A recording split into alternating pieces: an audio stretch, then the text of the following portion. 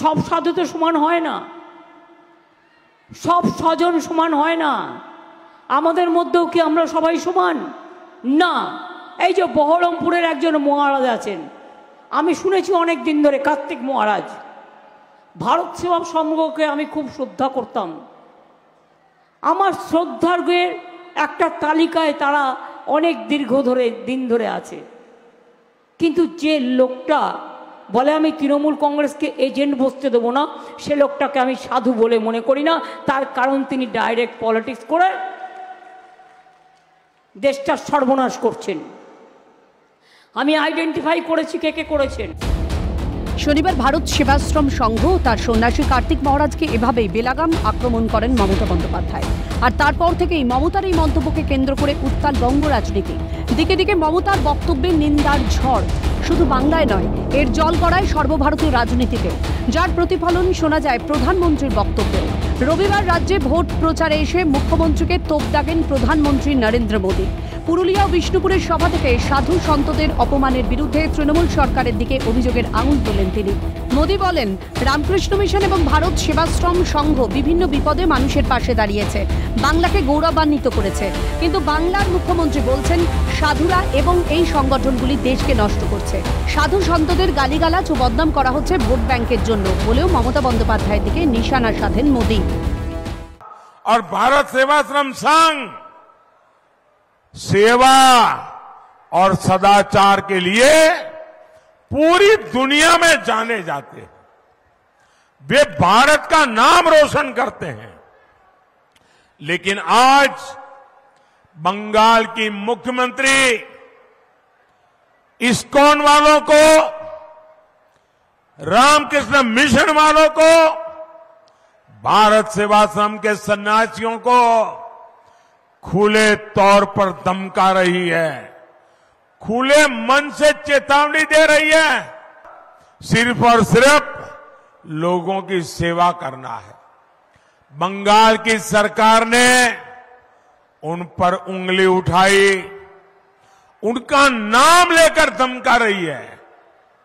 इतनी हिम्मत सिर्फ अपने वोट बैंक को खुश करने के लिए।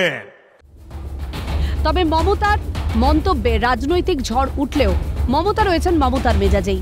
নিন্দাকে উপেক্ষা করে নিজের মন্তব্যে অনড় মমতা সোমবার বাঁকুড়ার ওন্ডার সভা থেকে আবারও কার্তিক মহারাজকে বেলাগাম আক্রমণ করেন। আবারও কার্তিক মহারাজের নাম জুড়ে দেন দাঙ্গার সঙ্গে। ধর্মের নামে কার্তিক মহারাজ বিজেপি করে বেড়ান বলেও সুর চড়ান মমতা। আমি বলেছি দু একজনের কথা, আমি একটি লোকের নাম করে বলেছিলাম, তার নাম কার্তিক মহারাজ। তিনি আমাদের এজেন্ট বসতে দেয়নি। তৃণমূল কংগ্রেসের ভোটের দুদিন আগে মুর্শিদাবাদে যে দাঙ্গাটা করিয়েছিলেন তার হোতা ছিলেন উনি। আমি সেই জন্য বলেছিলাম এবং বলে যাব, আগে অধীন করতেন, এখন বিজেপি করেন। মুর্শিদাবাদে মনে রাখবেন যে জায়গাটায় রেজিনগরে ইলেকশনের দুদিন আগে দাঙ্গা করেছিল, সেইখানটায় ওনার আশ্রম, উনি আশ্রম চালান, আমার কোনো আপত্তি নেই। কিন্তু রিয়েলি আমি যখন জিজ্ঞেস করলাম ওখানে তৃণমূলের এজেন্ট নেই কেন, বললো কার্তিক মহারাজ বলেছে তৃণমূলের এজেন্টকে আমরা বসতে দেবো না। ওখানে কিছু লোককে খেপিয়েছে যারা থানার ব্যবসায়ী। খবর আমিও রাখি, এলাকায় এলাকায় গিয়ে ধর্মের নামে আপনি বিজেপি করে বেড়ান। মমতা হুঁশিয়ারি দেন, রাজনীতি করলে সামনে থেকে এসে করুন, দাঙ্গা করলে ছেড়ে দেব না। কিন্তু বিজেপির চিহ্নটা বুকে লাগিয়ে রেখে করুন, লুকিয়ে লুকিয়ে কেন? আমি তাই বলেছি, আমি যেটা বলি আমি উইদাউট এভিডেন্সে বলি না। আমাদের রাজ্য বাংলা, আর তৃণমূল কংগ্রেসের এজেন্ট বসবে না, আর বসতে দেওয়া হবে না। ভোটের দুদিন আগে দাঙ্গা করিয়ে দেবে, তাদের আমি ছেড়ে দেবো?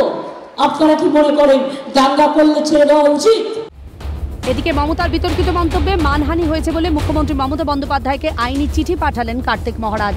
ওই আইনি চিঠিতে আগামী 4 দিনের মধ্যে মুখ্যমন্ত্রীকে তার বক্তব্যের জন্য জবাব চাওয়া হয়েছে।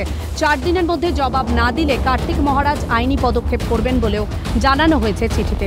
তবে কার্তিক মহারাজ বা ধর্মীয় সংগঠনগুলি মমতার মন্তব্যে যতই অপমানিত বোধ করুন না কেন, মমতা বন্দ্যোপাধ্যায় নিজের করা মন্তব্য থেকে এক চুলও সরতে নারাজ। ধর্মীয় সংগঠন ও তার সন্ন্যাসীদের উপর রাজনীতির রং চাপিয়ে ভোট বৈতরণী পার করতে এক শ্রেণীর ভোট ব্যাংক ধরে রাখতেই মমতার এটা নয়া কৌশল বলেই মত ওয়াকিবহাল মহলের। ক্যালকাটা নিউজ।